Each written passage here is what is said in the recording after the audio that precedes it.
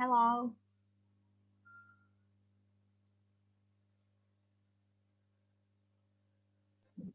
Good day to everyone. Good afternoon. Good afternoon. Hello. Hello. Hello to everyone. Hello. Good afternoon. You look great, Andrea, with new hair. No, it's the same hair, but sometimes it's changing. But looks good. Thank you. Thank you so much. Thank you. Hello. Hello.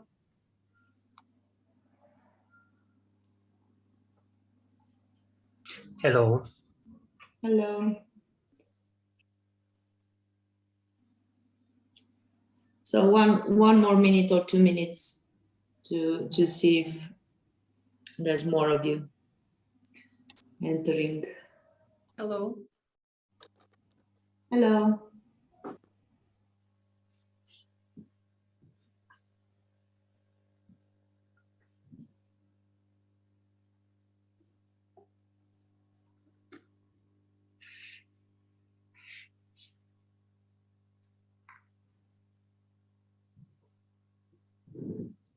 So, how are you?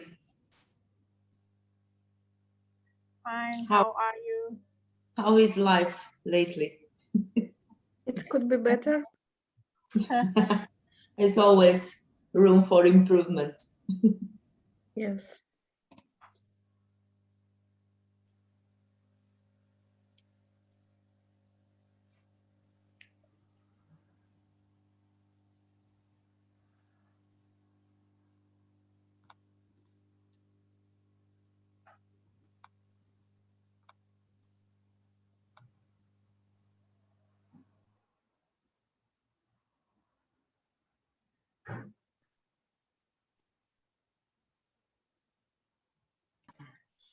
I'm sorry. If may I ask something Yes, please. about Moodle that we use for exams, for checking our homework. Every day we should post there some information, or because I posted some, I don't know, a video, and after that I don't know what I have to do further. No, it's you have those practical tasks, and after that, after trying what I'm asking you to try, you have to do the home assignment is to actually talk about that experience. So that was the case so far, and you have a deadline. For last week, it was the 10th. It was Friday. Okay. So until Friday, you should have actually made all your homeworks, and on Friday to post them on the platform. But it's not a problem if you didn't. Just upload them. If you have them, just upload them. And for those who didn't complete homeworks, it's gonna be a survey, a questionnaire that you have to answer some questions. I see. Okay. Yeah. Thank you. Speaking about homeworks, I want to thank you that you actually did your homeworks and submitted them. I have to apologize because I try half of days on Saturday to to find my way on the platform and to find your actually your homeworks, and well, finally I did. I managed to understand what do I have to do, but that's the reason why you still don't have any notes from me, any observations. And it's also is going to be a problem because of course I did something wrong, and I started to, to press the button finish to lots of your homeworks.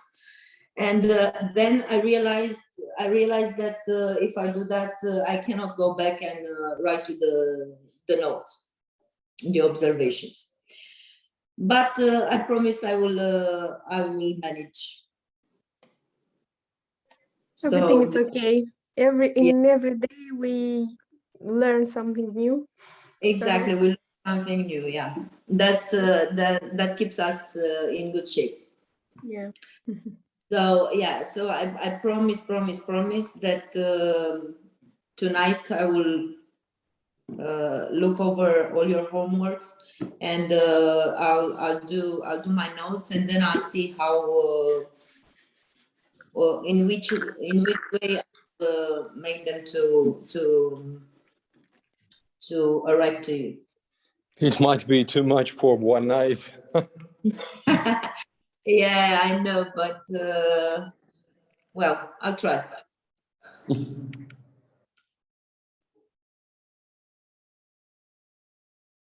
But by the way, Rezi, thank you so much for the link that you sent me for the posture. Yeah. I'm sorry I couldn't talk with the camera because I'm driving, but I hear you. Yeah, so thank you for sharing that with me. I will send you my observations. It was a good material to analyze, actually. Thanks a lot, and thanks that you've got the time to just watch it. Yes, I did actually. It was a bit weird to to watch 1 hour of TV show in Georgian language.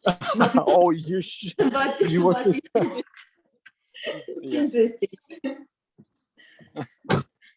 Oh.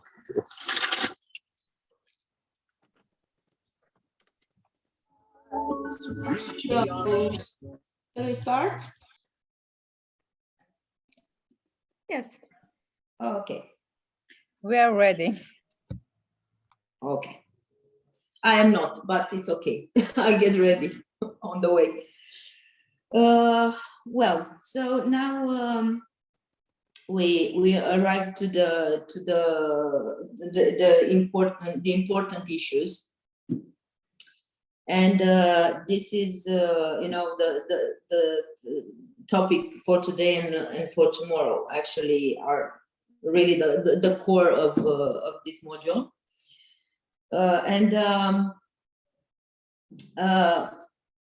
Today's topic, it is from my point of view, it is really important because, as I told you before, preparation, training, it's very important for you, both physically and mentally. So as you already know, I roughly divided this kind of training into directions, and one it is about long. I called it lifelong training, because it is about something that you actually have to do to keep your body and mind in good shape. And these are things that I don't know, you do it normally on your own pace, but especially when you feel that something is not working, so then you must have some questions, to ask yourself why it's not working, and then to start do something to repair it, or to train it, to enhance, or it depends on the situation and what actually appears. But taking care of our body, it's something that actually should be present in our life. Since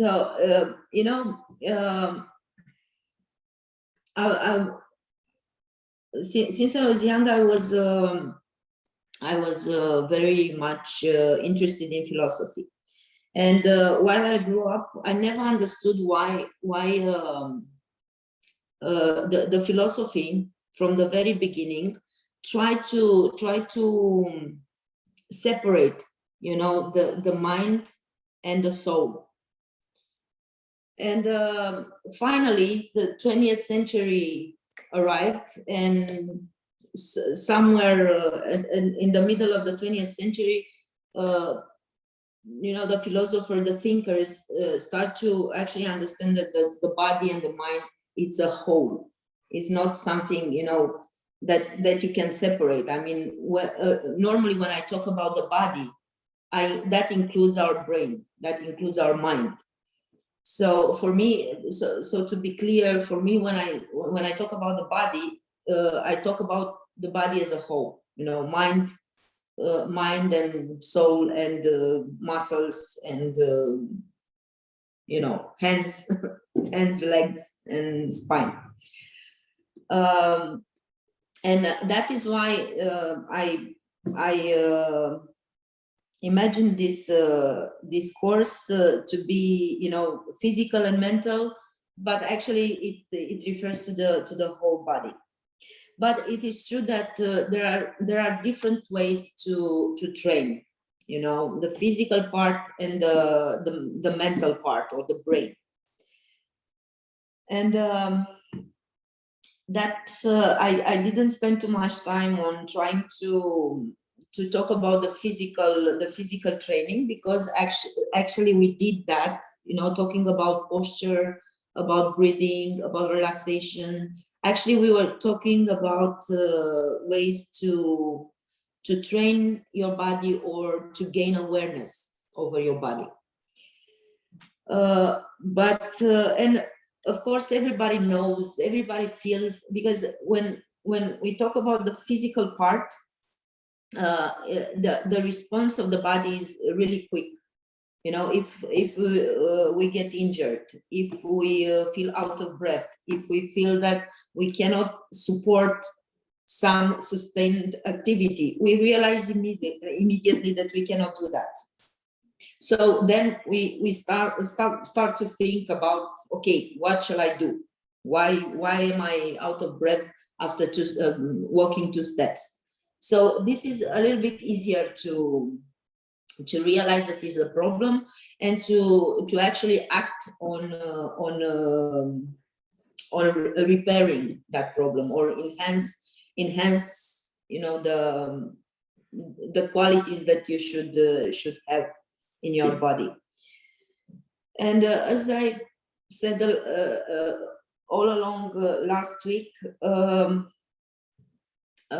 it is good to have a trained body, you know, to think about your body as a tool that has to be trained, has to be educated, and you know, to do everything you can and everything you feel that it's working for you to actually train your body.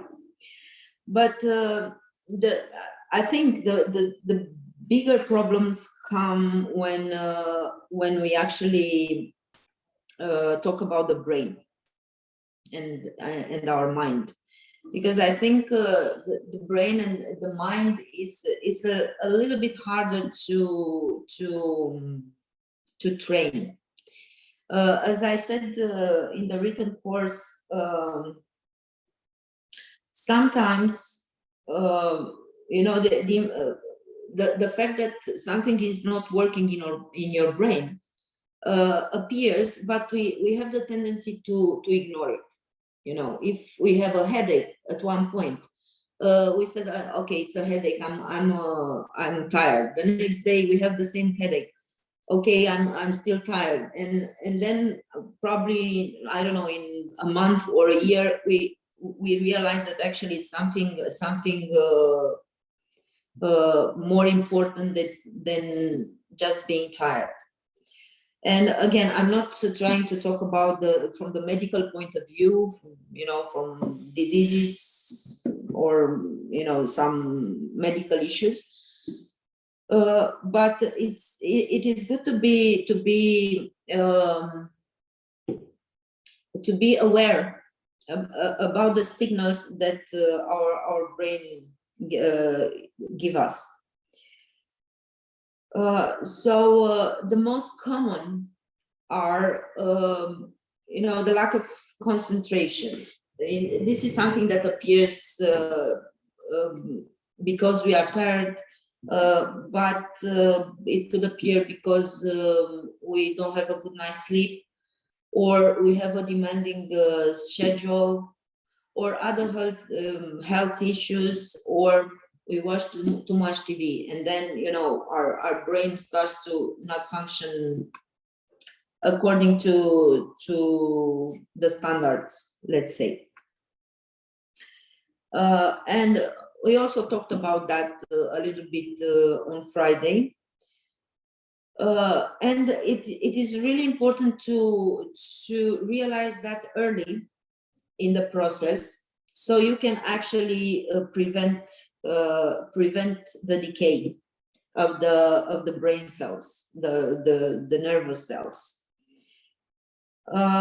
So as I said here in the written course, to improve concentration and attention span, just find, of course, whatever works for you, but try to, and even if you don't have problems, so even if your brain functions 100% and never fails, try to preserve this.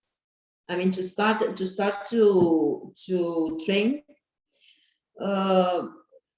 and actually improve all this even before the brain actually, the nervous cells start to decay.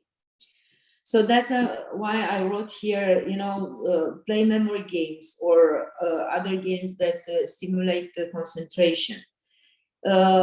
And also, it's good to diversify brain training, because the brain is an apparatus that gets used to the means of training really fast, as also, and also the body, physically the body. So we try something that's new, or something that was forgotten, and we bring it back and we try it again. And then, it's this neuronal path that is created, and then we start to we repeat it, so that path settles in our brain, and after that, in a short time, our brain gets used to this, so it becomes a habit and get used to that. So that's why from time to time we have to change something in our routine to.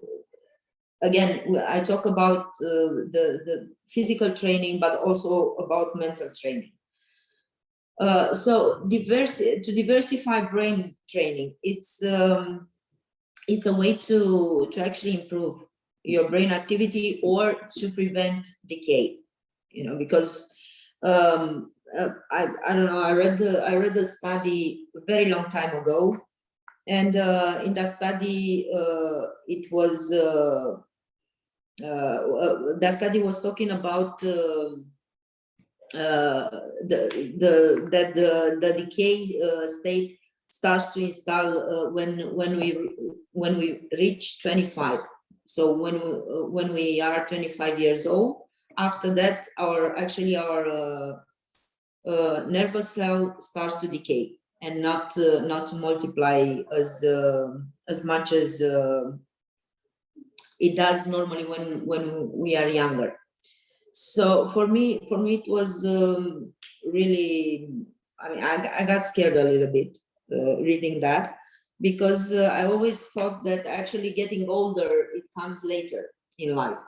For me, getting older, it's somewhere between 50, 60. For me, that was actually the threshold that I consider that a body, a person is older. But then after reading this and understanding that what you accumulate until you're 25, this is the cell, actually the cell information and the cell structures that you actually carry with you for your whole life. So diversifying brain training, it is a very good exercise for preventing, first of all, preventing the decay of the nervous cell. Also, I wrote here, take time to read a book of your choice, and of course that should be an activity that lasts more than 10 minutes. It's not like I read 1 or 2 pages and then I go back to work. To just give yourself time to read, and then whenever you feel like to write about what you just read. So you can actually see immediately what the amount of information that sticks to you. You know, this is as an exercise. Of course, we can use reading as a relaxing, relaxing tool, but this is actually an exercise to read, like a chapter of a book, and then to start to write and to see how much information stays with you. Of course, for the younger people, this is not a problem, but it's good to already prepare for aging. Okay, I said here, spend less time watching TV or surfing social media. We already talked about that on Friday. Yes, it is good to leave your telephone out of your sight and do something that's actually more pleasant with your time. Improve sleeping quality as well. We talked about that on Friday. And improving sleeping. I told you about preparing and giving some time to prepare actually the act of sleeping. But also if you in the morning when you wake up, if you feel you're tired, and this is a situation that actually perpetuates for days or weeks, it means that actually your sleep is not okay. So you should try to discover which is the source of your sleep not being in the parameters that should be. Because sometimes can be something like, I don't know, like really simple. Maybe you just don't like your bed sheets, and it's something that that stresses you. It could be as simple as that, and so then if you question yourself, then you will know that, okay, is this okay? I'll give up to that. But sometimes could be much bigger problems. Not being able to disconnect from the stress during the day, or could be other medical problems. So you may need the substances that actually help you sleep better. But what is definitely visible is that if your sleep is not good, it's not deep enough, you will start to feel this in a pretty short time. I mean, if you don't rest well for a week, then you realize that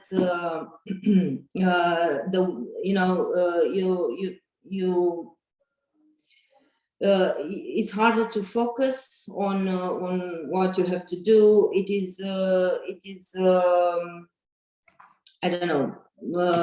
You will feel tired all the time. Your body will start to to feel tired. So not only your mind, but also your body. And this is a chain of events that actually could raise some real health issues. So you should do something about to improve sleeping quality. I also wrote here to listen to the music and remember the lyrics. This is something. It is a very good exercise. To listen to a song and once or twice, and then to see if you can remember the lyrics. And if you don't, just try to do it because it's fun, and also it's good to sing from time to time. You know, it's good for breathing, it's good for exercising actually your voice, and it's good for releasing stress. So singing is fun. And also here, take a break as often as needed. We talked about this on Friday. Yes, breaking, you know, disconnecting for a short amount of time from what you have to do. It's really helpful because sometimes we get stuck in our work, and sometimes it is too much, and we realize that it's too much until after when it's too late, actually, after we are already tired. And also it's something that I noticed that I didn't add to that list. It's about to talk about a little bit about emotional intelligence, because I think this is very important, because also emotional intelligence, well, some scientists, they say that can be improved and can be strengthened. Some others, they say that it's not, because it's an inborn characteristic, and it's either you have it or you don't. But honestly, I think I prefer the first version, that also emotional intelligence can be trained, and it is really, really important. Actually, what is emotional intelligence? Well, we know all what we are talking about. Yes, this is our ability to feel, react, experience, understand, be truly with somebody if they say their sorrow. So it's also trying to understand ourselves, what we have there deep down inside, and that will enable us to understand the others. Yes, exactly. And I would say that this is something that can be developed. So I also stick to this point of view, something that can be developed. Yeah, well, if we believe the ones that say that you have it or you don't, it's kind of, it's kind of gloomy. I mean, yeah, I do believe, because our body is designed to be able to improve, to be able to compensate, to be able to erase some things which are damaging, or the brain considers to be damaging for ourselves. So yeah, I think it's improvable. The idea is that it takes a lot of time, and sometimes human kind doesn't have enough time or patience to wait for the results, to see the benefits. Yes. Maybe that's why we give up quite quickly. Yes, but patience is a quality that we actually have to train, because in this world, hectic world, we lose patience easily. So yeah, that's true. We need patience to actually achieve some changes. So important. I mean, I'm talking about changes that needs self-awareness, that needs a longer time to develop some skills, or to develop awareness. It needs I don't know, a lot of work done to actually manage all this.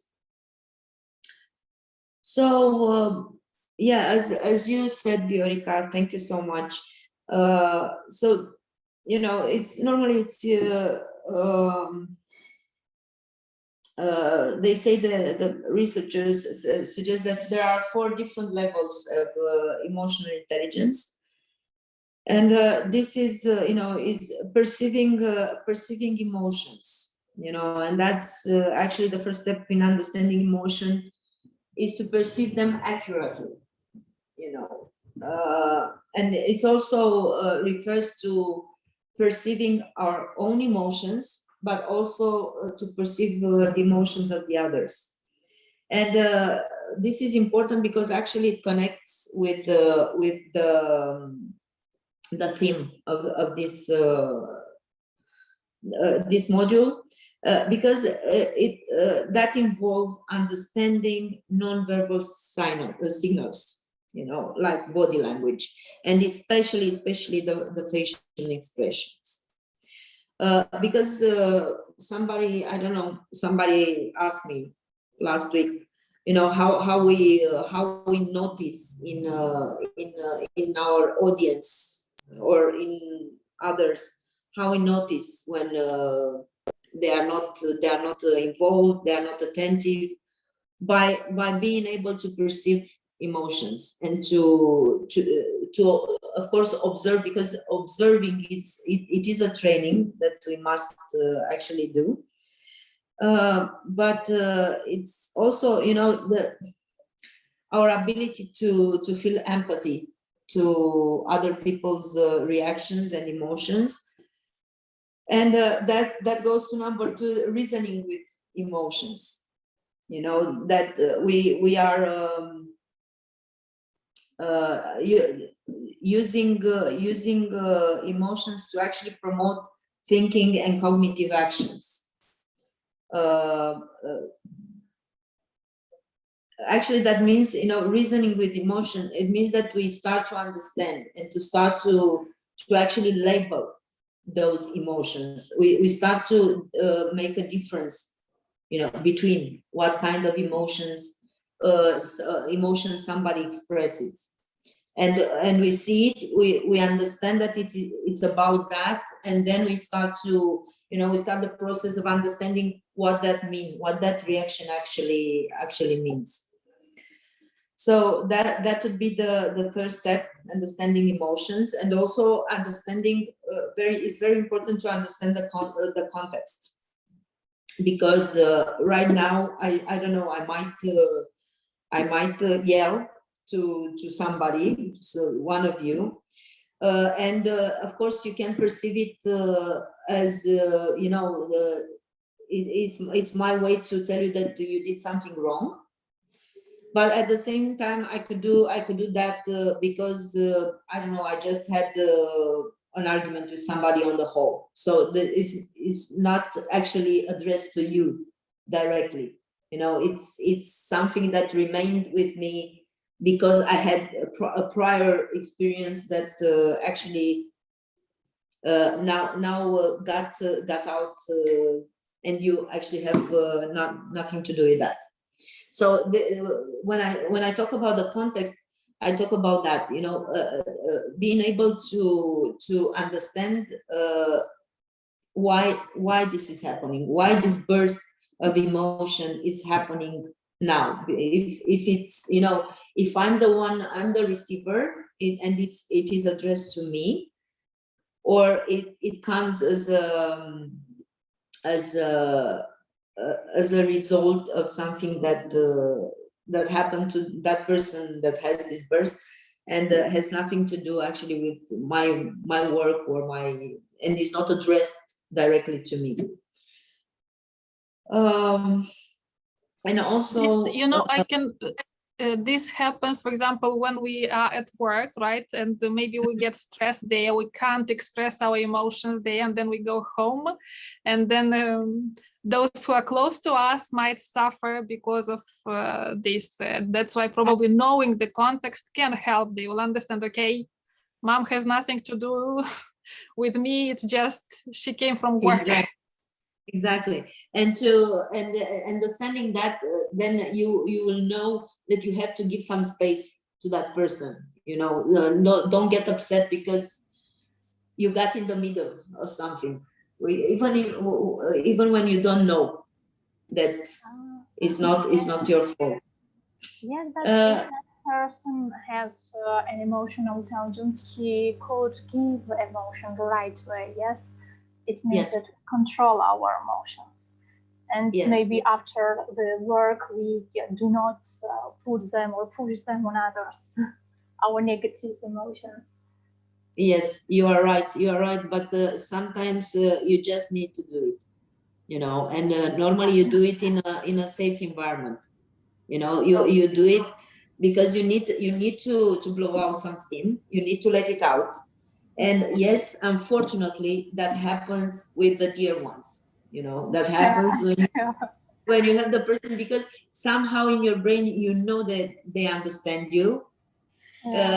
It is a safe place, and where else to do it if not, of course, if our emotional intelligence level is high. Yes, of course we will try to contain ourselves and not just yell at everybody that comes in our path.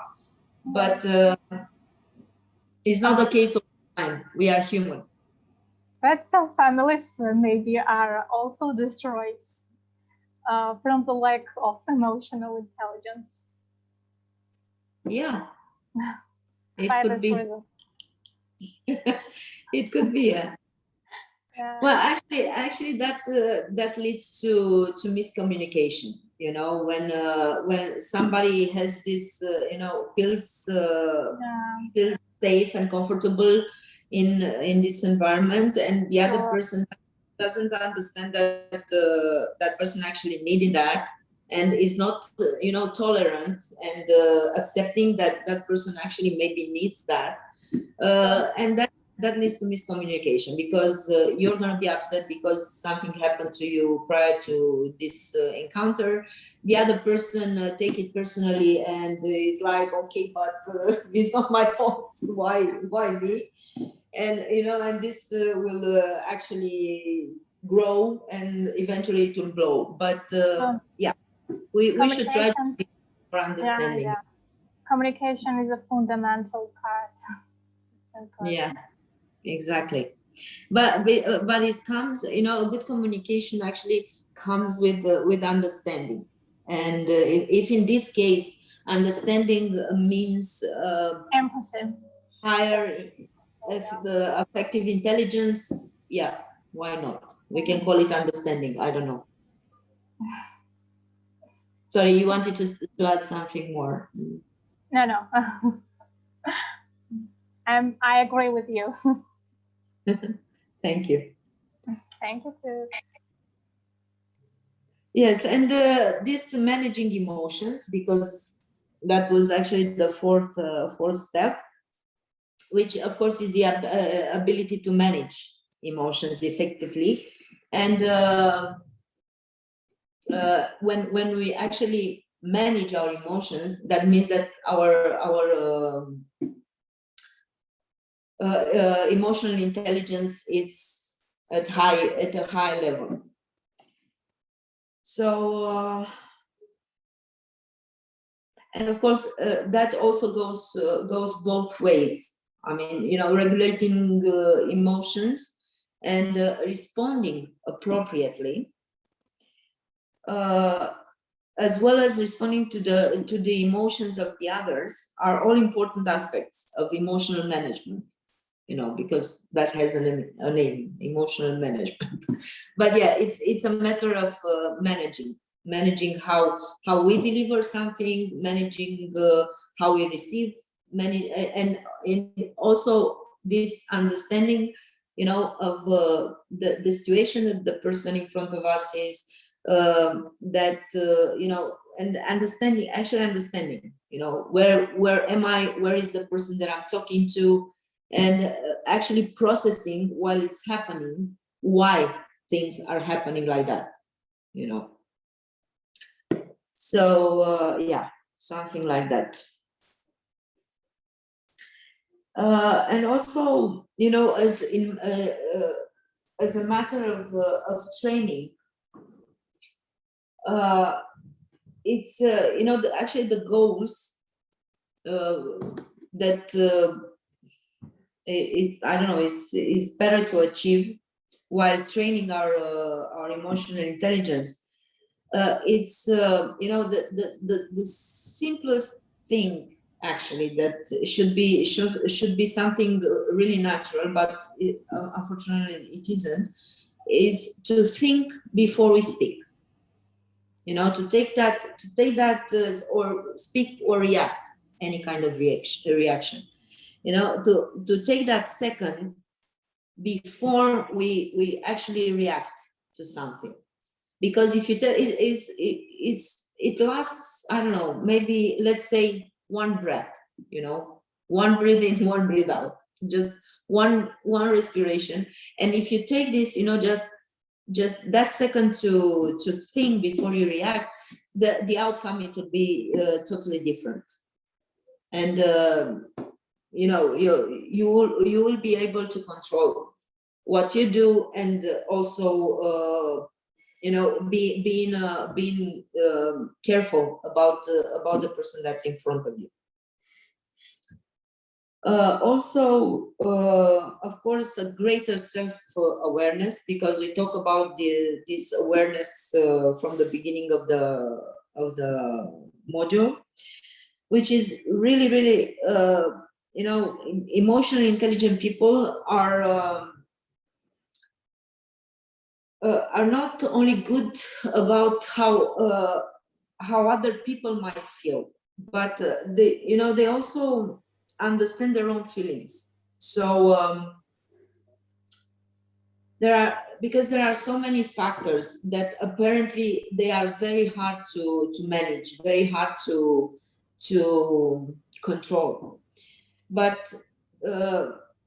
once you start to go on that path, you see that our brain is naturally equipped to do that, you know, to bring together, to coordinate many aspects that should actually work together, you know, because this is self-awareness. You know, when we understand the other, we understand ourselves, and we also react accordingly. And also at the same time, we can somehow predict, is not the best term, but somehow predict where this is gonna go, you know. So this is the awareness that we are talking, you know, to know that if at one point you just, you know, you have your hand up and you just let it drop on the desk, you will know that at one point it is gonna hurt.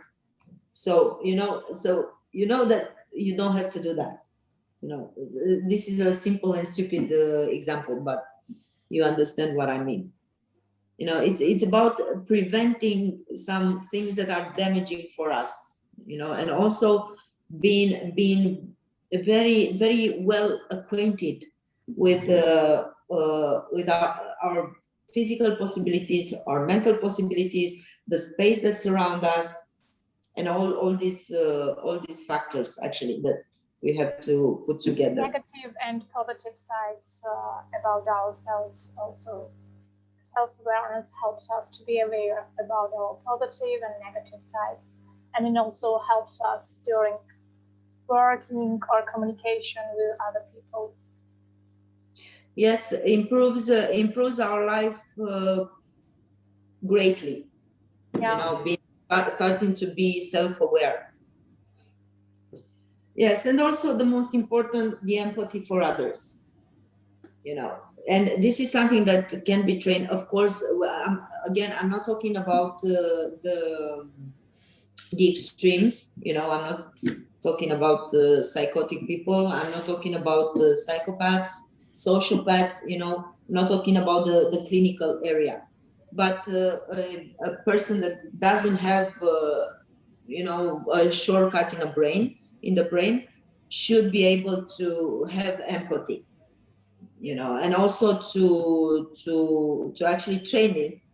But here it depends on actually on your nature, on everybody's nature, because there are persons who are super sensitive, and they are so, even if you just just squint at them, they suddenly start to to think about, oh, if you're okay, if you they are really very empathic, and probably they should train to be a little bit less, so somehow to balance, because all these emotions and being almost all the time in an emotional state, and being attacked by a simple gesture, or I don't know, someone raising the voice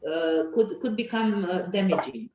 But at the same time, on the other side, if our empathy level is really low, again, it's not very good, because then we go to the we are close to the clinical side of the story, because if somebody actually falls in front of you and you just look at that person and you just go on your way, I don't know, is it good, is it bad, I don't know.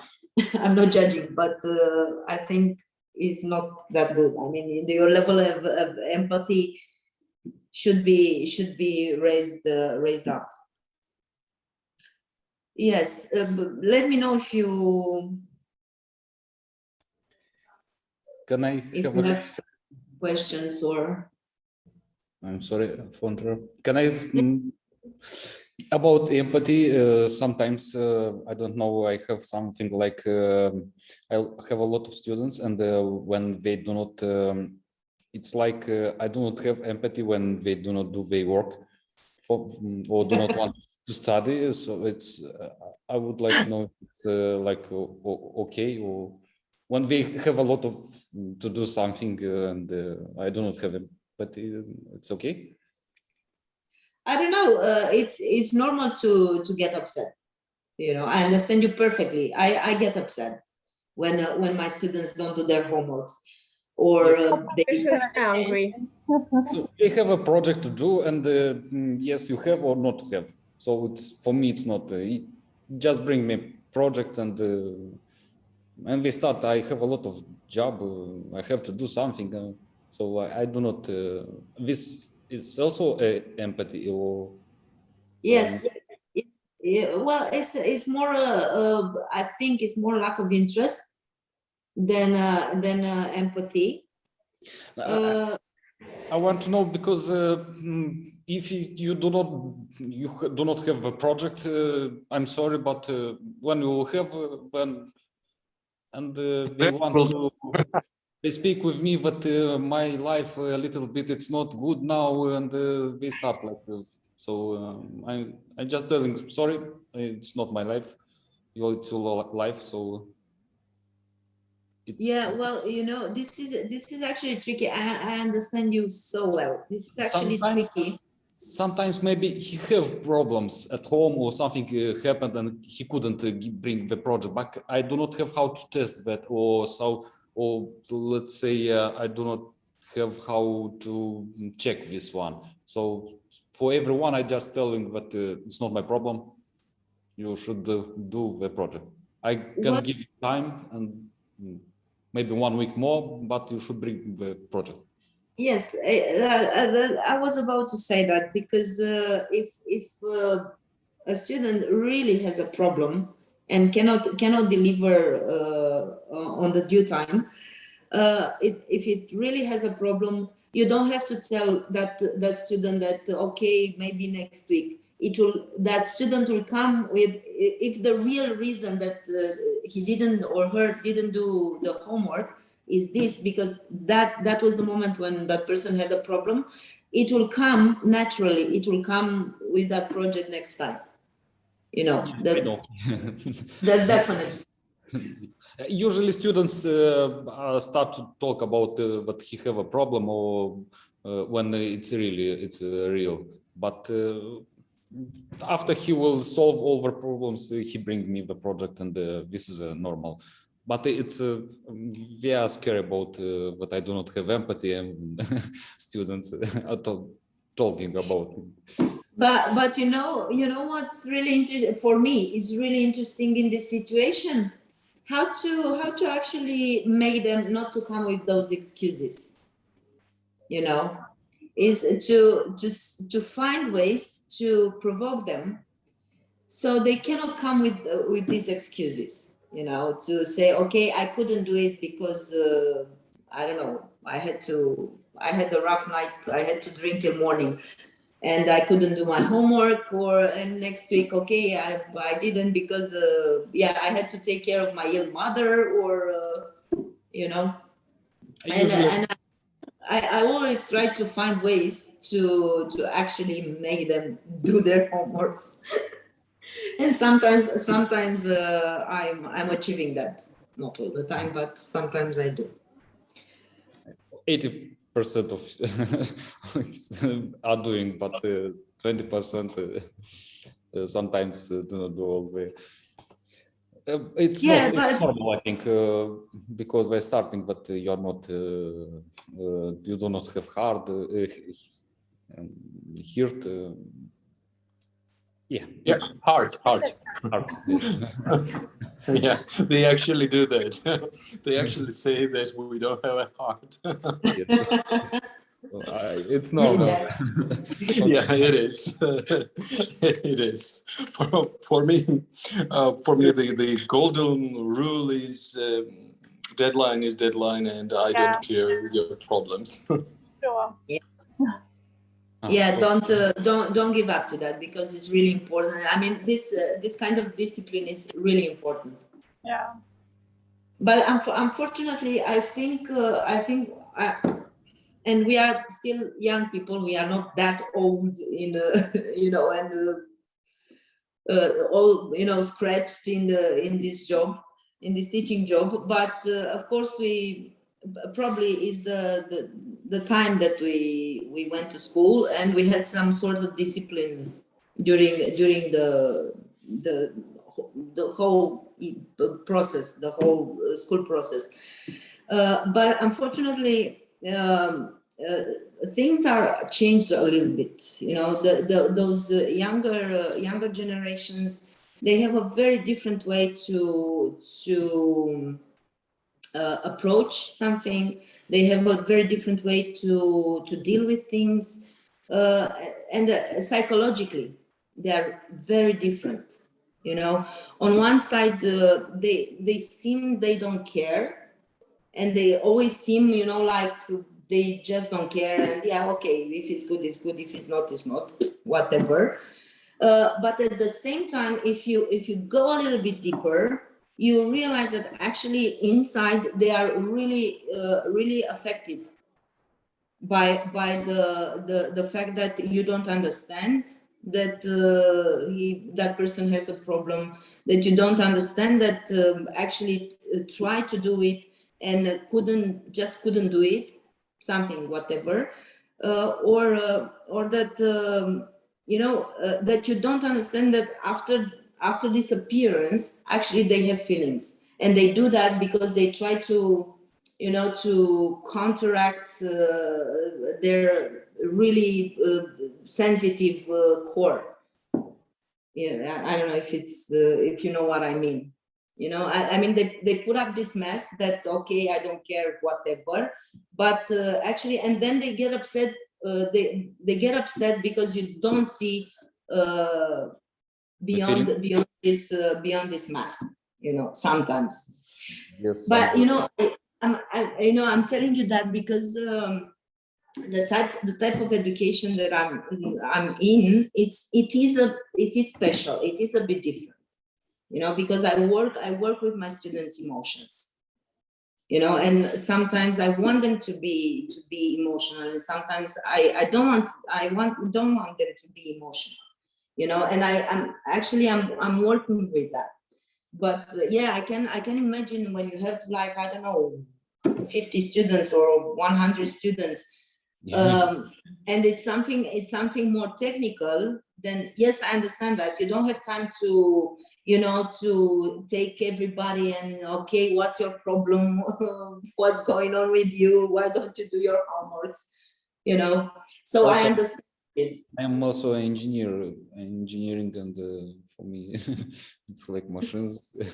Don't deal with emotions. Yeah, I know. I'm teaching also engineering, and there are no emotions and just machines.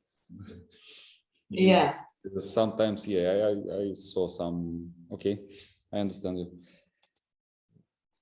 Yeah, but I told you to make it fun for you. You should try to find ways to actually push them to do it. You know, not to accept a no. You know, to say, okay, deadline is deadline, but next time you have to do more than your colleagues. And at one point, instead, you know, when you increase the dosage, and so it might work. I don't know. It might work. Yeah, it is working. It is working. Yeah. I have some students that I know that if she was abroad, and she told me that next year I will bring the project. So I know her, and she was learning a good student. So that the next year she bring me the project, and it was. But not all the students are like, next year I will bring you a project. So some of them, I'm telling you, okay, but I know that he will not bring. Yeah, I understand that. Yeah, but tell me something. Are you a kind teacher?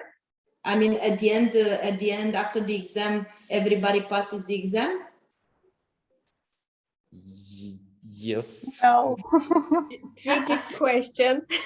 Maybe the marks are not so good at the end, all of them, but those that have been in the classrooms usually passes, but they do not know if they will pass till the end, if they will not bring the project, so they do not know she will pass the exam or not. But I'm waiting till the end. But yeah, sometimes it's good to be a bit harsh with them, you know, and even you know, of course you want the deadline to be respected. Of course you want, you know, you want your students to do their homeworks, but when you see that you have a group that actually never does this, if I'm doing that, and I think I was the first. I was the first in my department. Armine, please turn off your microphone.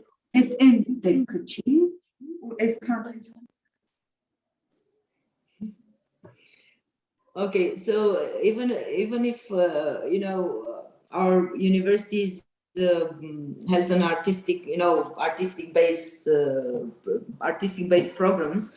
I think I was the first in my department who started to actually not have students that didn't pass the exam. You know, I started this trend in my in my department. But because, you know, because if your students don't understand, you know, your tolerance, don't understand your empathy, don't understand that you are a kind person, and you're not there to, you know, to be, you know, to have a whip and all the time, you're not like, you know, you're not like handling cattle, you know. That's their problem, but at one point I think you should step up and just, okay, you didn't do your homework, you didn't respected the deadlines, so okay, so you're not entering the exam, or you're not passing the exam. Yeah. And can I say something? Yes, please. I think it's really important to find balance between empathy and to be kind person and to get good results. it's really hard because sometimes, of course, we are all person, we are all human, and we have empathy to others, but at first we are the teachers, so we want to get good results, and and sometimes we have to be more strict. Yes, yes, but at the same time, not all the students have to finish their studies. You know, Yes. if they are serious and then they are doing what they are asked to do, no problem. But if they are like, oh, no, it's okay, it works anyway, you know, they don't have to be all, you know, to have all of them bachelor's degrees or master degrees. No, it's a choice. So I think this is important for the students to understand that actually they have a choice, and the choice should be the one that you actually follow what your teacher is asking from you. You know what I mean? Because this is the context. You know, if you're not interested, if you don't like it, if you are free to go. Yes. Why are you here? Yeah, nobody forces you to stay if you don't feel like you, if you don't like it, if you don't feel like doing it, if everything it's, you know, like it's hard to do the homeworks, it's hard to, you know, to study, it's hard. Okay, either you have a medical condition and then you should take care of that, or maybe you're not in the right place.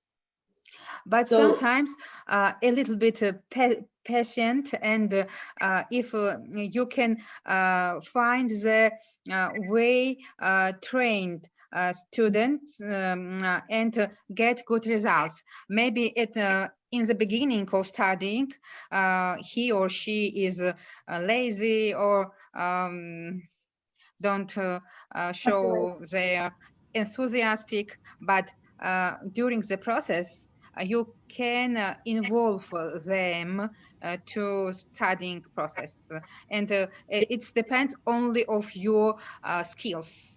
Yeah, sure. Your teaching skills.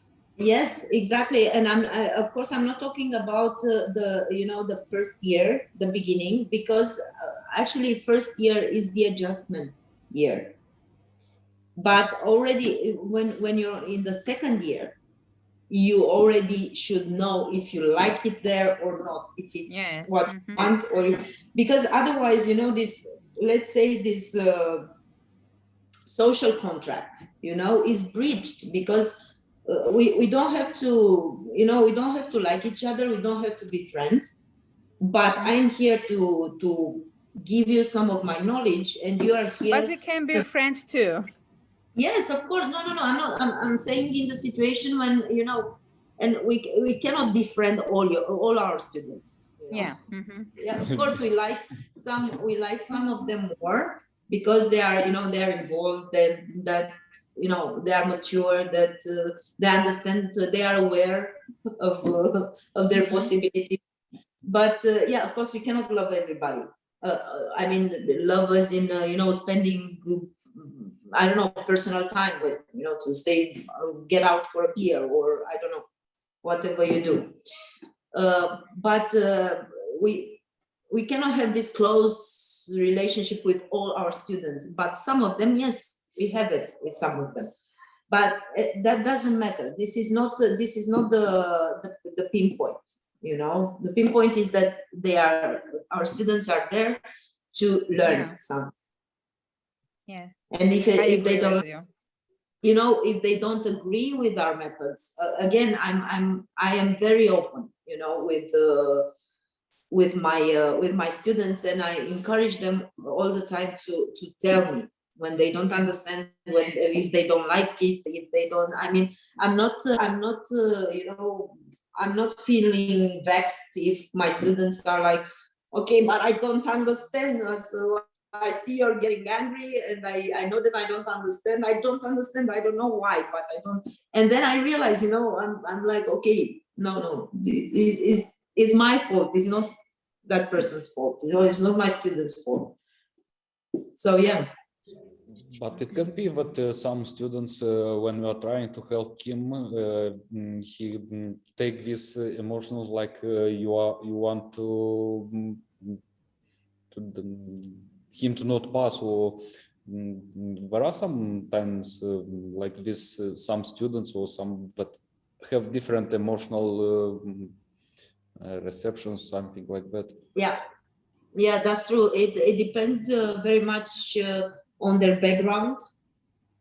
You know, if they come from, I don't know, from families that didn't get along, they will always feel like is left out, or you do that because you consider that student to be under, you know, an underachiever under his colleagues. And you it know, makes him to block and to not and to not deliver. But if it depends, see how important it is to know your students, even if that's happening by far, you know, but just by observing. But it's important to know how, you know, how they react, how you know, not by the biography, you know, because they follow you if they see that you are interested in. They yes, follow I was you. trying to help to bring some knowledge, but it was like maybe it was she was from other social like groups where I first year were different groups and the different and it was like maybe she wanted to learn everything like this, but it was like other emotional, maybe I not helping her like others let's say in the other teachers, maybe like some students want more Attention. yes, attention, something maybe. Well, you should be, but this is I'm sorry, it's not a very comfortable issue, but you should be always be attentive to, you know, especially if you are a man and you are you are in this situation with a female student. Teaching engineering. Yes, I'm very. I don't know, but they you know, understand. it is important because sometimes, you know, some kind of interest could be misinterpreted, you know, and I don't know. There are lots of it's a lot of psychology behind us. I couldn't understand why. Okay, for some girls, why they are not learning, because maybe she do not want to learn, or it was just something emotional. Like maybe I'm too hard with students, or like this one, like this problem. I'm thinking that she was emotional a little bit, not take it like she was too sensible. Maybe. Well, I don't know. It depends because now we talk, you know, hypothetically because you know the situation. I don't know. There are also boys that I just put the lowest mark and he started. why no, and, like they are also, but he's a boy and I do not care. Emotional how he. Yeah. See, now you're somehow making differences between your female students and the male students. You know, Discrimination. you should be discrimination. Yeah, you should be prepared. You know, with to have an alternative. If you put to a boy a lowest mark, he don't care. Yes, I'm telling them that if you do not answer correct first time, you have a second time, third time, till the end you can change all the mark that I put at you. So first time you have a second, two. Next time you have a 5, until the end maybe you have a 10, and usually but I just put at him the lowest mark, and he was scared. Some of them are happy, you know, some of them are happy just to pass the exam. They don't care what grade they get. So, but some of them are not. Well, it's, as I said, it's a lot of psychology and observation behind this, you know. And also, it's important to know when to push a student, you know, to do more, even if apparently that student is not prepared, is not, you know, it's emotional. It's yeah, it depends on our communication, of course. But there are, you know, there are moments when we have to know when to push a student to become better, or moments when we should, you know, pull off and just let that person get, I don't know, get used to the, I don't know, everything around it. You know, there are people who are slower, there are people who actually are really sharp and learn immediately. But, you know, we have to somehow accommodate everybody. You know, I think. There are no differences between girls and boys because they start to learn it. Also, the boys are some shine with taking the front of class. So I think it's something like the same emotion they have, and usually they start to grow and till the end. But sometimes some students are blocked, and I do not know how to unblock them to start to learn and yes, okay. Yeah, well, some students are just lazy, let's face it. Maybe. Yeah, they are. sometimes. While we're talking about our students, could we just face the? I have one problem with the today's online teaching. You know, do you have the same feeling that online teaching became more problematic for us, or I just alone who is feeling so? Because, you know, time by time, our students are really trying to be friends with us. They are friends on our Facebook, they are friends on our other online activities. So they are starting to be our friends. And to teach something to the friends, it's getting more and more difficult. Well, I wouldn't. I know what you mean, but I wouldn't say that they're becoming actually our friends. If you know, if they are our friends on Facebook, or if this online teaching somehow gives you the impression that you can get more intimate, you know, because you see, you have a closer look to. Yeah, I will just want to give you an example, because when I saw that one of my students had a problem in the family with the COVID virus. Her dad passed away, blah blah blah.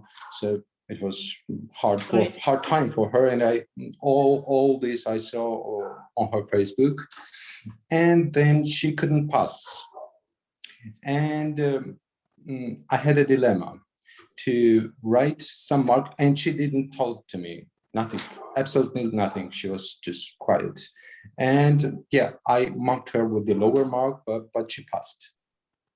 So this is the problem I'm speaking about, because you know them actually when they are your friends, you know all their lives, and time by time I'm catching myself that I might be not fair with all of them, because some other student might have the same problem. And you don't know about. And I don't know, yeah. Yeah, I know what you mean. You know, what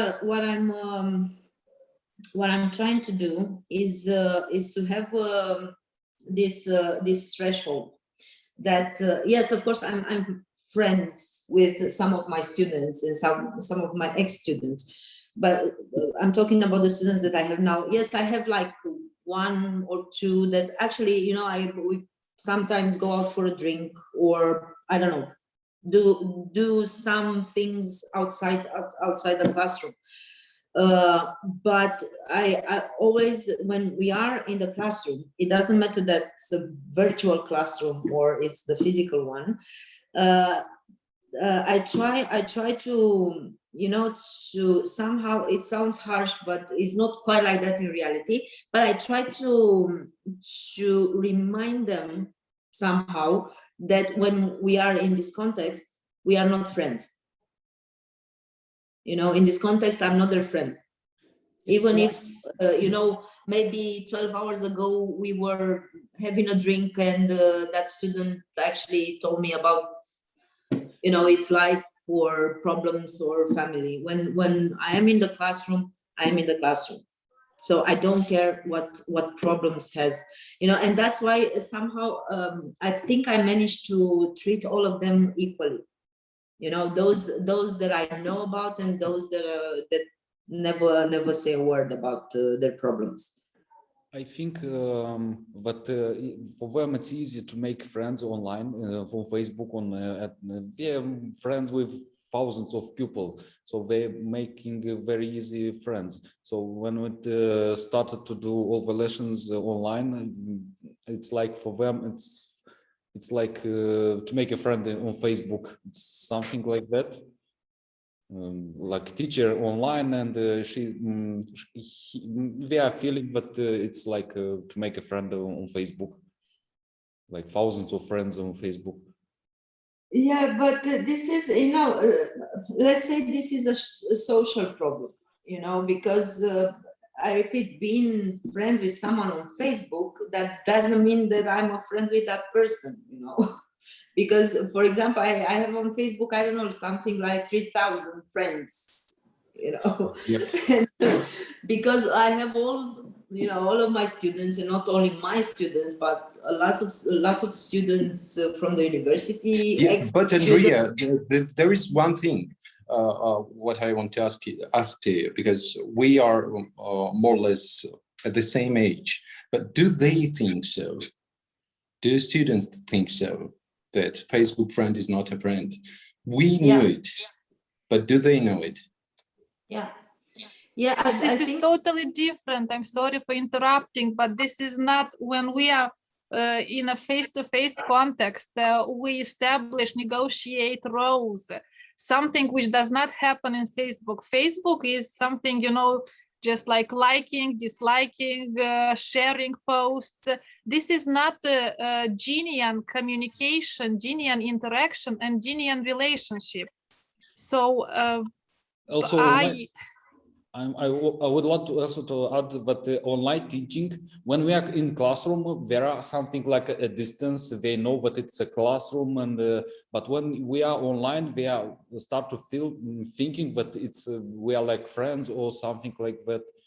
It's more. I also saw that a lot of when you are teaching online, they are more like to feel you like a friend, or it's. Something like that. Not there are no in the class. They know that this is a class, this is a teacher, and he is not a friend. Usually, yes. For me, it's difficult to understand what you want to say, because emotional intelligence can't be fostered in an online environment, because you don't see the person, you are not connected to that person, you don't feel the energy of that person. Yes, the online doesn't show this.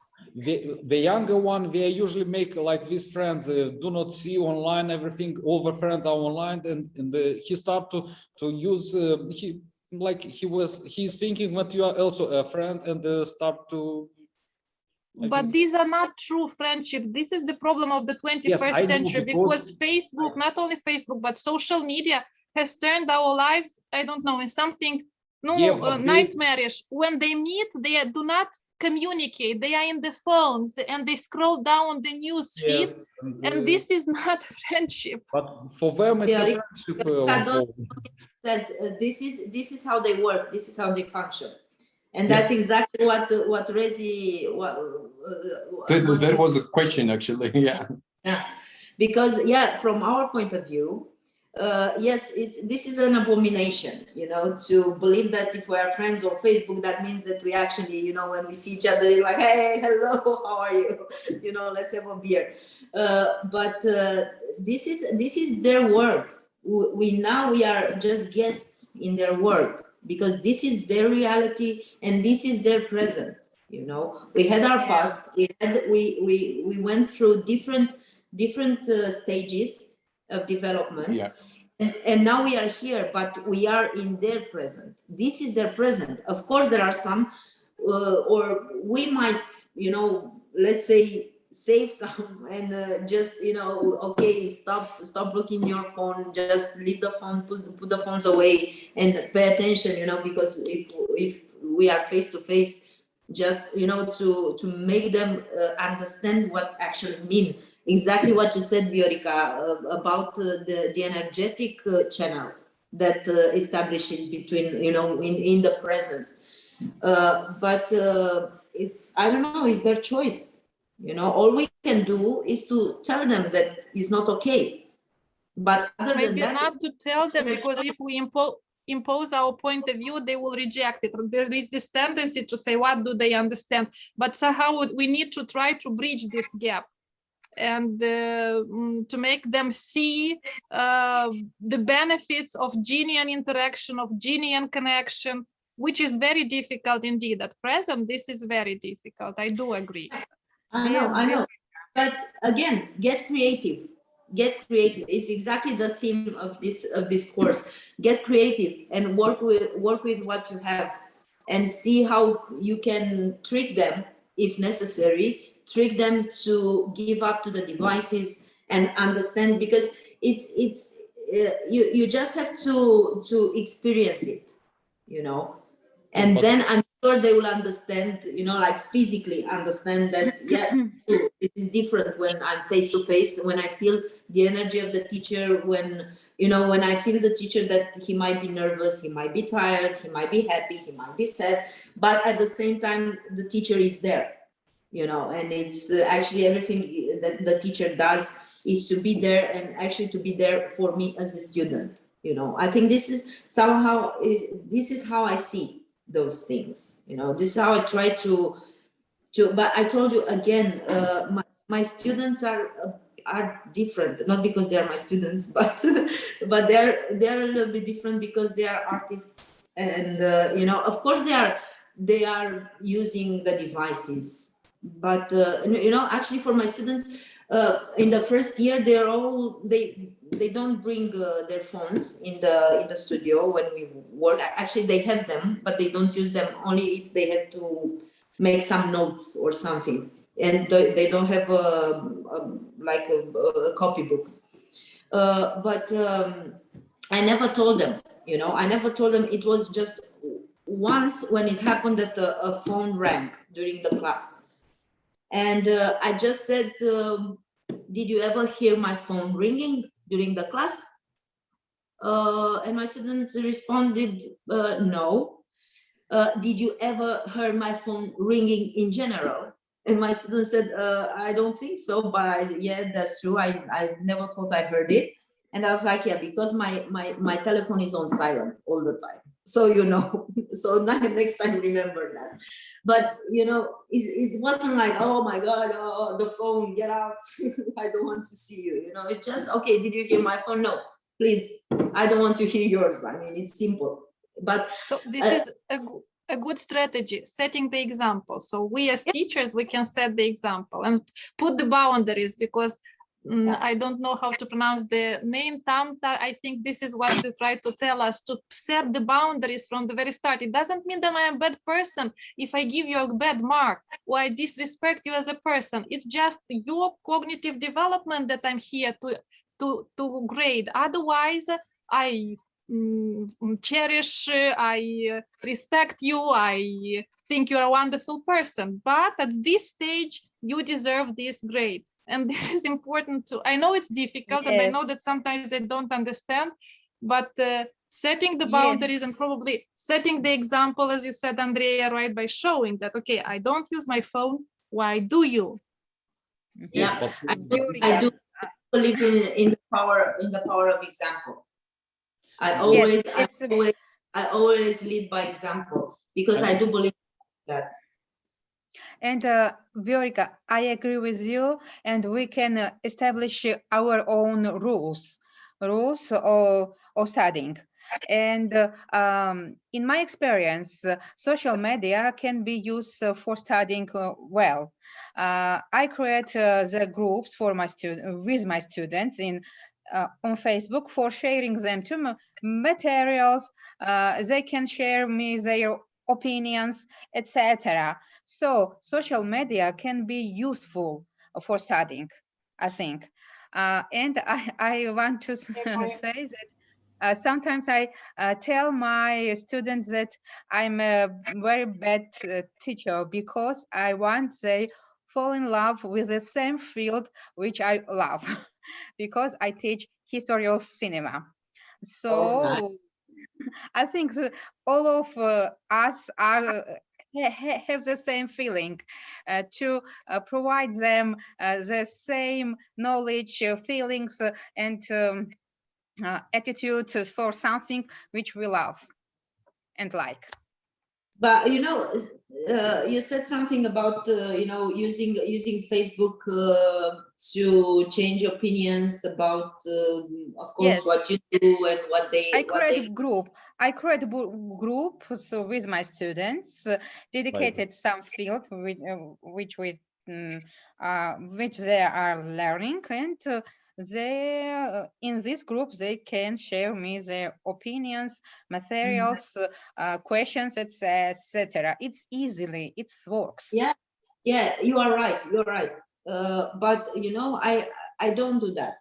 I don't use social media as a platform for, let's say, professional or educational encounter.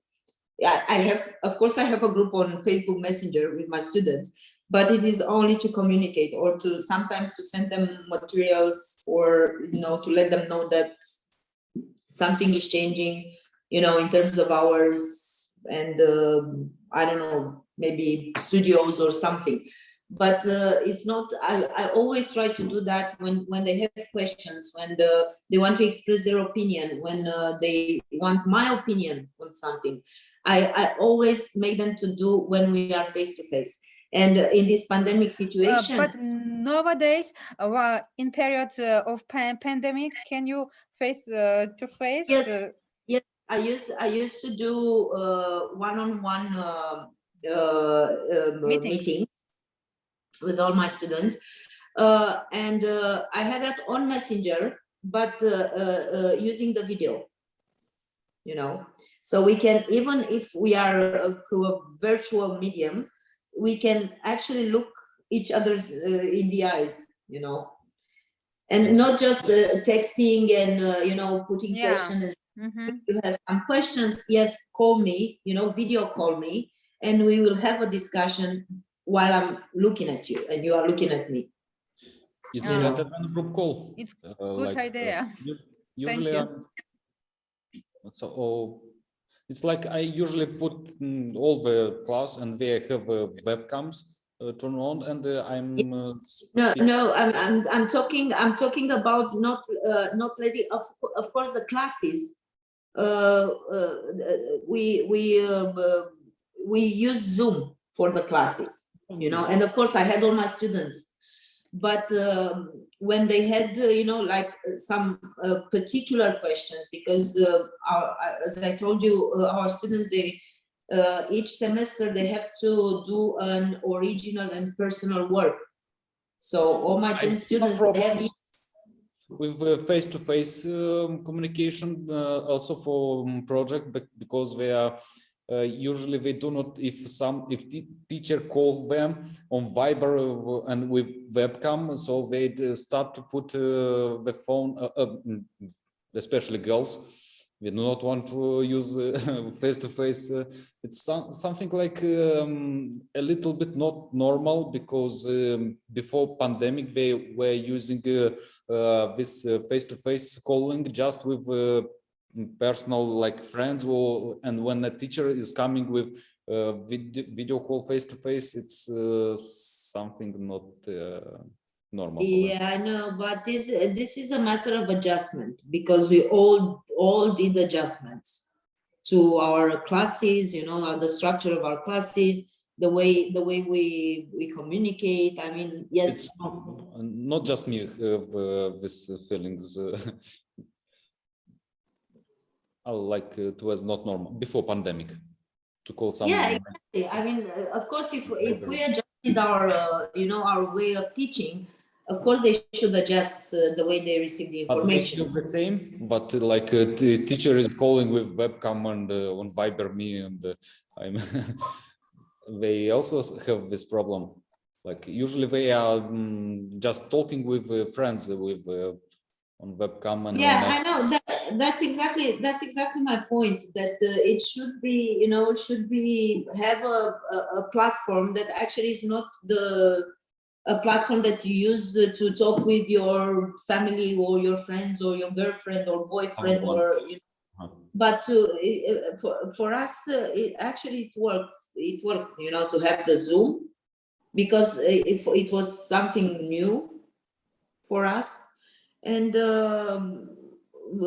then having those meetings one-on-one, I used the Facebook Messenger because it was more comfortable, and nobody had a problem with that, because otherwise I could have used the Zoom as well, because you know.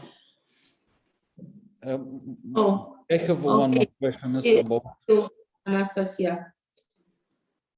Sorry, you have to go. I have a question about also the friendship. Why the students, also when we don't were online, why were the students trying to make a friend, the teacher, to be a friend with the teacher? It will be easy for them to learn, or is just because not all the students want to be friends with teacher. If I will like be friend with him, it will help them to learn more, or it's just a social part of. Sometimes it does, sometimes it doesn't. It depends. It depends on how that student reacts. Because sometimes, you know, some students they think that, you know, if you are friendlier with that person, that student, he, you know, it's a good moment to actually show off and be like Better. really a real special person, because he or she befriended you, which you have to cut it from the start. I mean, if you want to have an easy life, just don't let it happen. But yes, sometimes it helps. Sometimes, yeah, I do that because it helps. Sometimes I do it because I just like some of my students. I mean, yeah, I have some students who are actually very nice persons, and there are people who I have so many things to talk with. You know, for example, I have one of my students, he's almost 40 now. He's 38, 39 years old. And I know him for many years, because he's a professional dancer, and I was working with him before. But now, as him being my student, he never crossed the line, or he never came, you know, like, well, you know, come on, I know you. You know, it's something that you impose, actually. It's something, those boundaries that Tamka said, you know, and Viorica. We usually want to be friends because to take a mark better, to not study. No, no, that's not the case. That's not, that should be, you know, cut it from the roots. No. Like that's, first time, no. You know, that's interest. That's interest. You know, it's an interested approach. Instead of, this is not friendship. This is taking advantage. It's totally different. This is not friendship. But you know, friendship is when you actually like each other. You know, you like each other and you enjoy having a beer together, or lunch, or and to talk about school or talk about arts or talk about anything else, But when a student befriends you to just to get a greater grade, this no.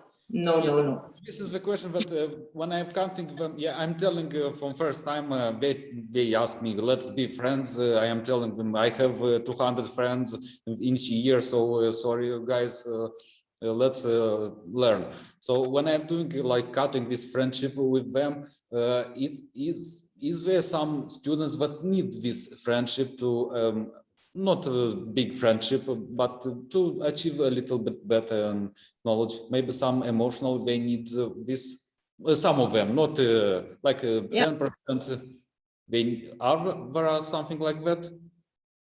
Because some of them are, some of them don't, I don't know. Some of them they need because to be like, to feel like to feel better to know some, it's about, it's like real life. Come on, you befriend somebody because you like that person, and you feel like you can share knowledge, you can share, I don't know, not feelings, but share knowledge, share information. It's like a normal friendship. It's nothing different.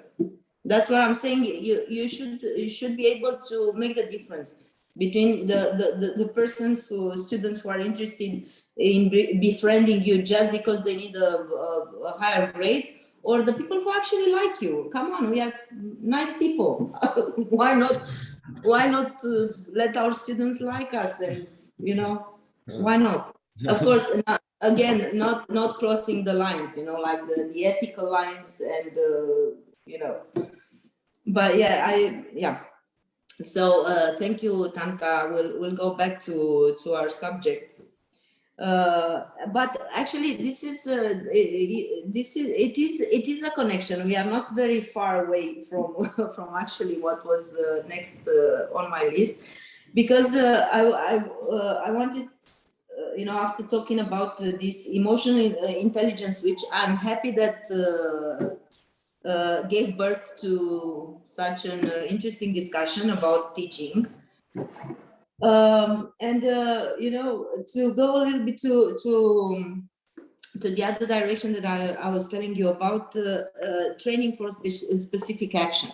And I'm saying that this actually connects very well with what we talked until now, because it's good to know what kind of audience you're about to perform to.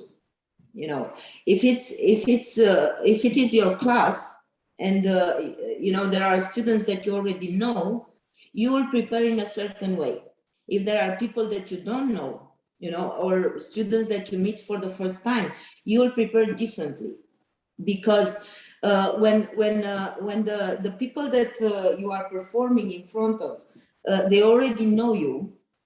You have already a history together, and I'm talking about teaching, not a history, a romantic history.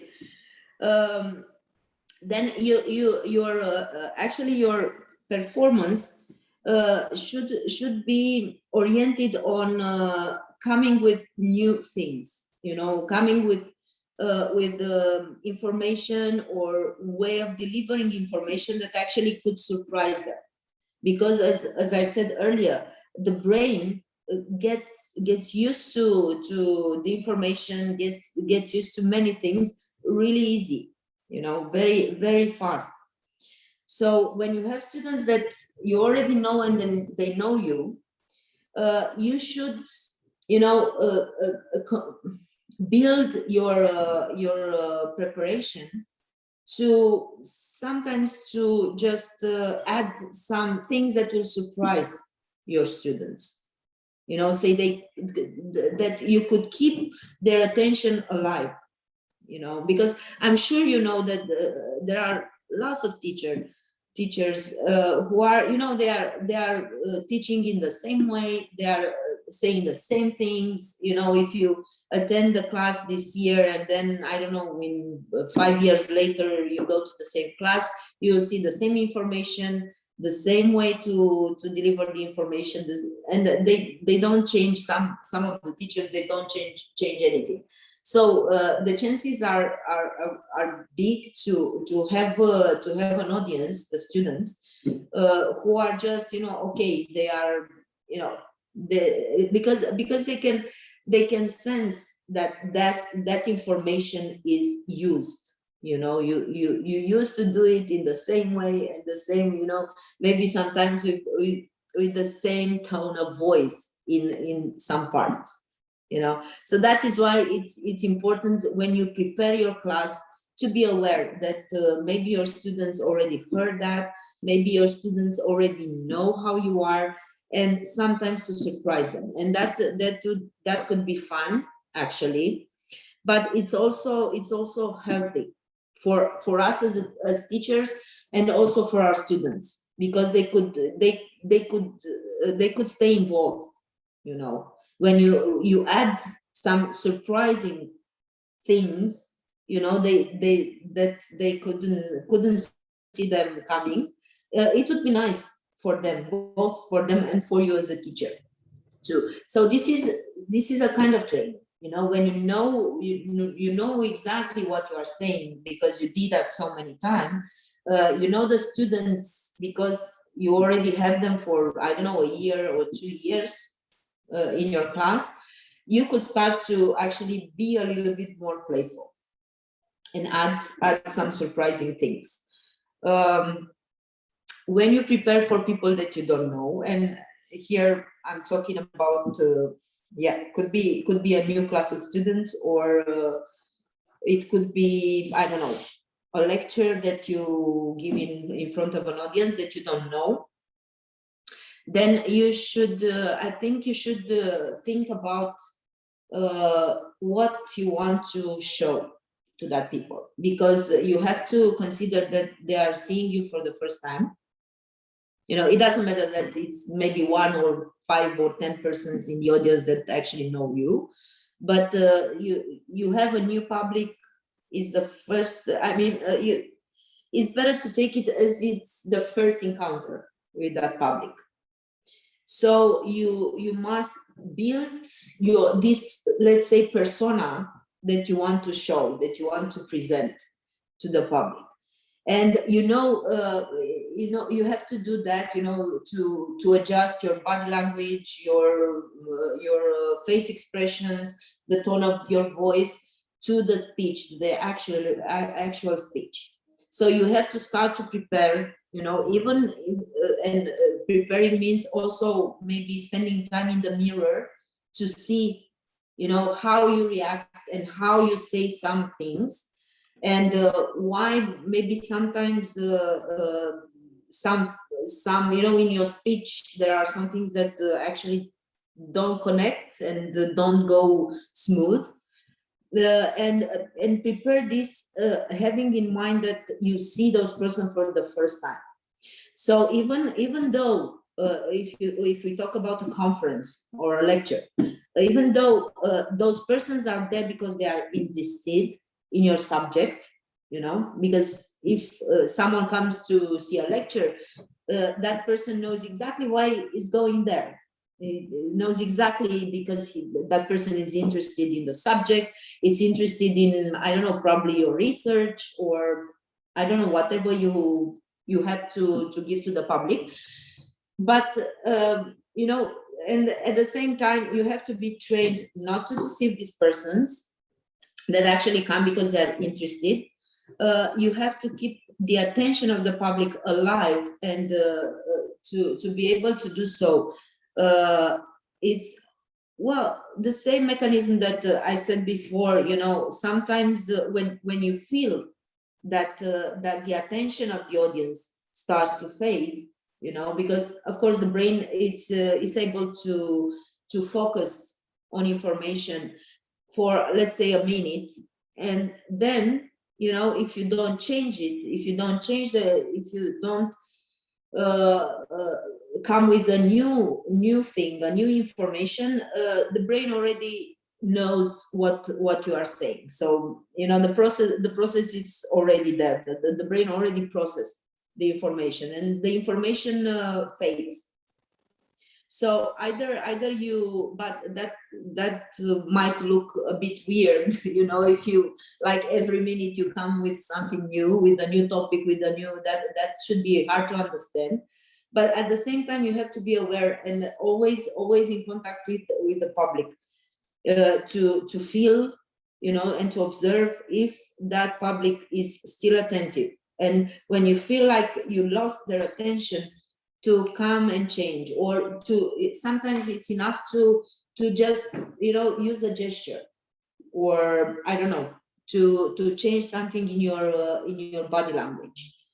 And that works. That would be, you know, an element of surprise, or a new element that actually makes the communication more dynamic. So I'm not talking about big things. I'm talking about the small things, you know, and sometimes just, you know, talking, and just pausing, you know, like leaving a pause for you to breathe, and for people to, I don't know, to analyze or to process what you just said. Could be, you know, could be that surprise that you need. Oh, I'm sorry that you have to leave. I'm sorry. Me too. Okay, see you on Wednesday. Bye. With pleasure. Bye. Bye. So that's you know, that's about it. You know, you have to always, you know, you have to know what the outcome is. You know, you have to know what you want to obtain from the public, you know, because maybe sometimes you try to bore the audience, you know, and maybe, I don't know, if you want to experiment, and if you want to try something new, maybe you should try this, you know, if it's not like a really important important thing, I mean, you could play, you know, with the audience, and you actually could learn something from that, and to actually see when the audience is getting bored, as in, you know, you lost their attention completely, and how to actually gain it back, you know, what to do to regain their attention. But all this is, we'll talk more about this on Wednesday, of course, when we talk about body language. But the preparation is as important as the act in itself, you know, because I repeat, you know, the outcome, you know, how what the people should get from what you have to say.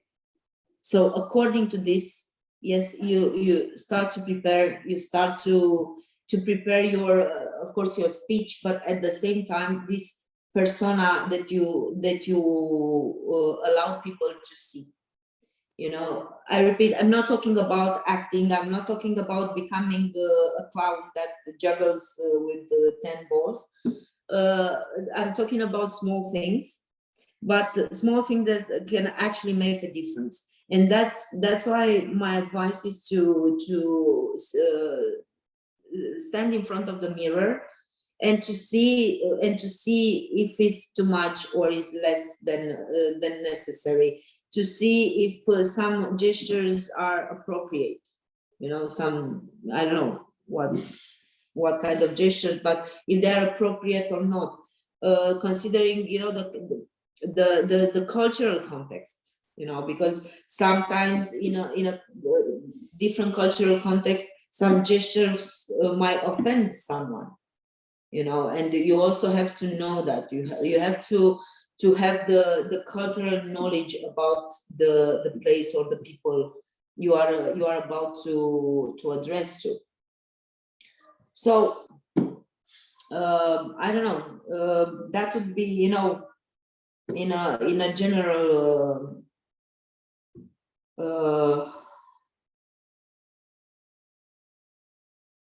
okay. And she was asking me about the home assignment. It's okay. So yeah, that would be, I don't know, if you have any questions, just let me know. Okay, so the home assignment, actually the practical task, it was about, well, actually it's connected to partially to what we talk on Friday, to adjust your surrounding to make you feel comfortable and to, you know, to try to give up to things or areas in the house that actually are not comfortable for you, and to create you know, something artistic with the, I don't know, the objects that you have, I don't know, on your desk or whatever you have at hand, things that everyday objects, things that you have in front of you or that you use every day. And the home assignment is to talk about this experience, you know, about adjusting the surroundings and make it comfortable, and to present us, if you do something like something physical with those objects, to consider it a work of art and to present it to us.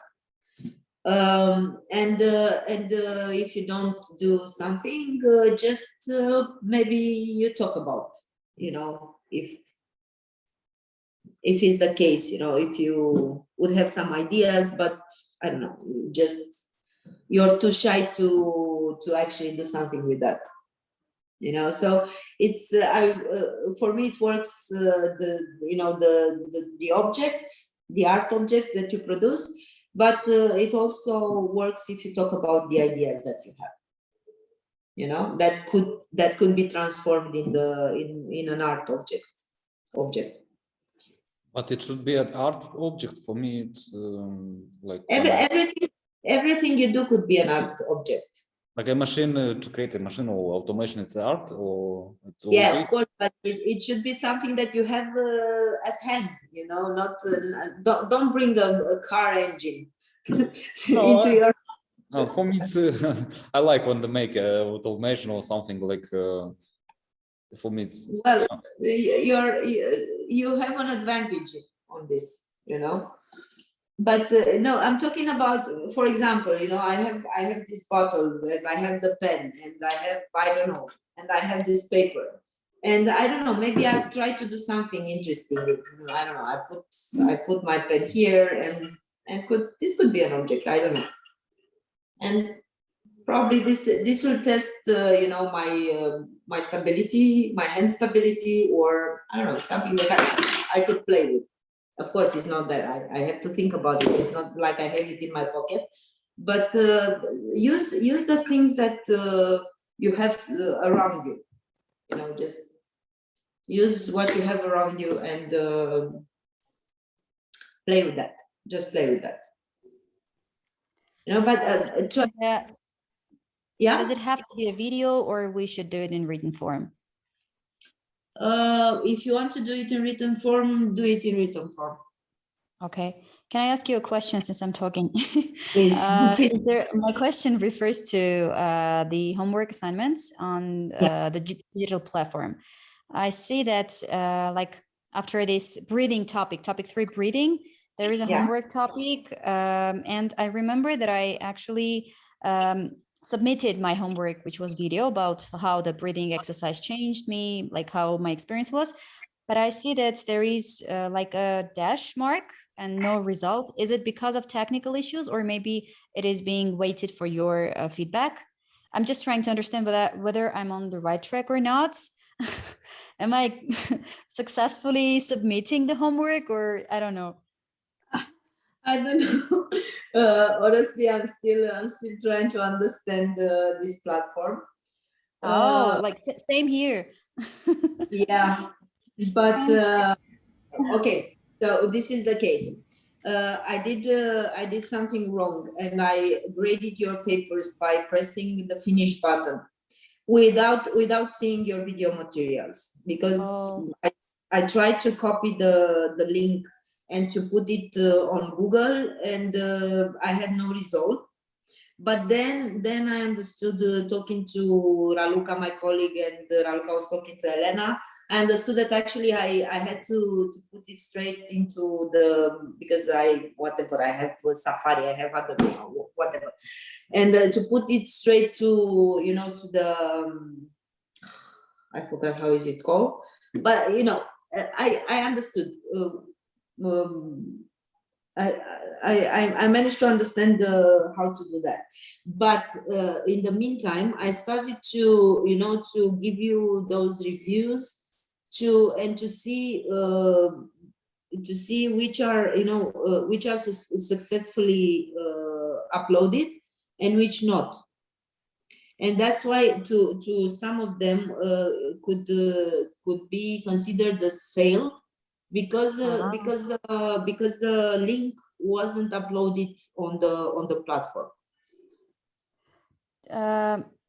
Does everyone have any review? Because I No. don't see any. Not No, everyone. Okay. nobody has a review, because after I did this stupid thing, then I realized that I cannot go back and actually give you a review, you know. So This that's is the why funny thing.